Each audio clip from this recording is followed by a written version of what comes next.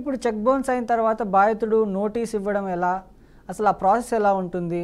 Notice ఇవ్వడానికి ఎన్ని రోజులు గడువు పడుతుంది సార్? ఎప్పుడైతే మనకు చెక్ మనకు ఎవరైనా చెక్ ఇచ్చినప్పుడు మనం బ్యాంకులో డిపాజిట్ చేస్తాం. అది నగదు రూపంలో మార్చుకోవడానికి మన ఖాతాలో డిపాజిట్ చేస్తాం. అతనికి ఇచ్చిన వారి ఖాతాలో సరైన డబ్బులు ఉంటాయితే హానర్ అయ్యి మన అకౌంట్ లో జమ అవుతాయి.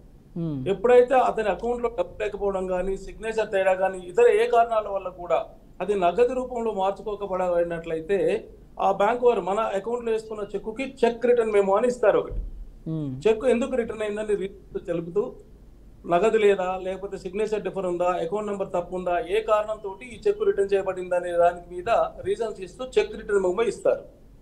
ఆ చెక్ రిటర్న్ మెమో మనకి ఇచ్చిన డేట్ నుంచి ఏదైతే డేట్ ఉందో ఆ డేట్ నుంచి 30 రోజుల లోపు, అంటే చెక్ రిటర్న్ డేట్ నుంచి, చెక్ రిటర్న్ మెమో డేట్ నుంచి 30 రోజుల లోపు అతనికి నోటీస్ ఇవ్వాల్సి ఉంటుంది.